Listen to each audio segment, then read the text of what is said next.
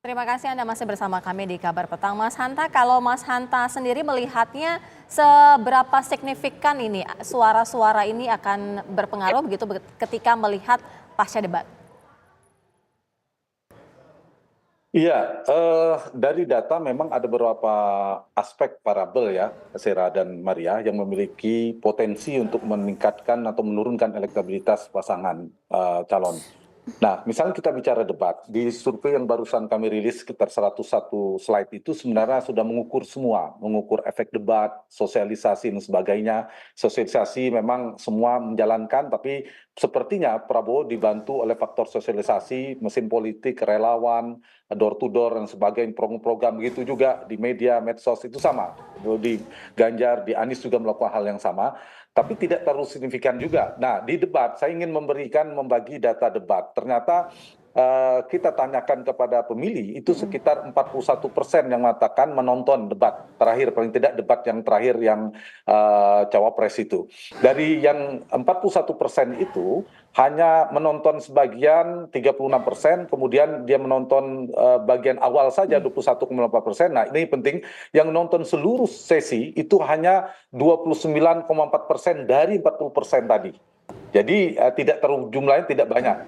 Nah, kalau kemudian kita dalami, apakah mereka mungkin mengubah pilihan dan akan tetap tidak mengubah pilihan, itu 77% mengatakan, 77,3% tidak akan mengubah pilihan, tidak terpengaruh pada debat. Kemudian 14%-nya mengatakan akan mengubah pilihan. Nah, kalau Artinya, misalnya yang menonton 41%, kemudian ada 14% yang mungkin merubah pilihannya, berarti ada kisaran potensi pemilih 5-6% yang berpotensi bergeser dampak debat. Jadi untuk mengukur efek debat ya seperti itu, dan itu ternyata terkonfirmasi memang dari fluktuasi dinamika elektabilitas tidak terlalu signifikan tadi. Nah, ini yang saya kira efek debat sebenarnya tidak terlalu besar kecuali dua hal. Di dalam debat itu dia menjadi instrumen, tiba-tiba ada gimmick kah, ada program kah, ada isu kah, atau performa elektoral personal si kandidat yang meledak. Kemudian pasca debat terus dibahas menjadi simpati publik, menjadi hal yang positif. Atau sebaliknya, ada blunder politik yang bisa menggerus sesuatu yang membuat antipati publik, Mas kemudian Hanta, bisa menurun, kalau misalnya mendegradasi melihat elektabilitas dari pasangan. debat cawapres yang pertama dan prediksinya besok kira-kira apa? Akan ada kejutannya? Kalau misalnya dari pertama kan ada yang leading begitu. Nah, kalau misalnya dari besok sendiri kira-kira seperti apa? Ya, kalau besok memang yang menarik memang ke cawapres ya, yang kedua isunya berbeda. Dan saya kira ini juga penting, ibarat permainan sepak bola. Saya ingin Oke. masuk ke sebelum ke jawaban pertanyaan itu.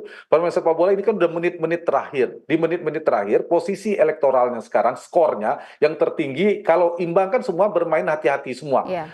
Semua defensif. Tapi Iya. kalau posisi hari ini, paslon nomor 2 itu berada di atas angin, skornya masih tinggi, maka kemungkinan lebih defensif mestinya. Tapi bisa juga seperti tadi Mas Umam katakan untuk lebih ofensif untuk mendapatkan skor lebih tinggi. Tapi kalau tidak berhati-hati bisa blunder juga, bisa menurunkan. Jadi dengan waktu yang singkat ini, yang tertinggal seperti Anies Baswedan dan Ganjar, terutama Anies yang mengusung perubahan, dugaan saya Muhaimin Iskandar yang kesannya di debat sebelumnya dia lebih diserang oleh Gibran, mungkin ingin membalik sebaliknya, akan melakukan tanda petik serangan karena berbagai macam pertimbangan ya, pertimbangan karena paslon nomor 2 elektabilitasnya masih tinggi, paling tinggi, kedua bagian dari persepsi publik Oke. incumbent, ada Jokowi di sana, kemudian ketiga selain mengejar ketertinggalan tadi, tanda petik membalas posisi yang kemarin dalam persepsi publik, nah mungkin lebih menyerang ya, tidak seperti kemarin, dan performa Gibran ternyata relatif positif. Baik. Nah, dugaan saya terutama Muhaimin Iskandar akan lebih menyerang seperti Anies Baswedan. Tapi jangan lupa debat itu bukan dinilai oleh juri, yang siapa pemenangnya, kemudian dia di aspek apa, menang juri, bukan sekedar menang-menangan. Tapi debat itu adalah memenangkan hati rakyat, Itu dia. memenangkan hati pemilih, siapa yang simpati pemilih, bukan sekedar dikesankan menang debat. Jadi harus ada kultur budaya timur orang Indonesia juga harus dipertimbangkan. Kalau menyerang harus menyerang yang terukur, bisa menaikkan elektabilitas, jangan sampai sebaliknya membuat antipati. Begitu juga yang merespon Prabowo Gibran yang sedang di atas. Bagaimana jangan tidak reaksioner. Kalau kemudian reaksioner bisa jadi menimbulkan antipati atau blunder politik. Jadi antisipasi aja, jangan ada blunder, memunculkan faktor yang positif. Ya itu pesan-pesannya. Mas Umam, Anda melihat hal yang sama bahwa nampaknya nanti di debat Cawapres kedua ini Caimin akan gaspol? Ya, Mbak Maria, besar kemungkinan memang demikian seperti yang disampaikan oleh Mas Hanta, karena bagaimanapun juga tren positif dari elektabilitas 01 yang terjadi kenaikan perlahan-perlahan meskipun belum pada level yang cukup impresif, salah satunya adalah kemampuan 01 untuk membangun front benturan secara idea, secara personal dengan kubu 02.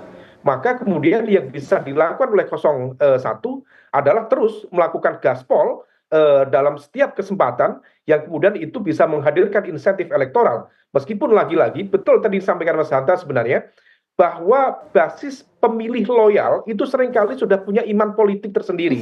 Angkanya di angka sekitar 67%, 70%. Tetapi memang debat ini bisa menyasar kelompok kelas menengah terdidik tadi itu. Nah, kalau misal kemudian itu bisa dilakukan secara signifikan dengan takaran yang lebih terukur, maka bisa saja kemudian mempengaruhi.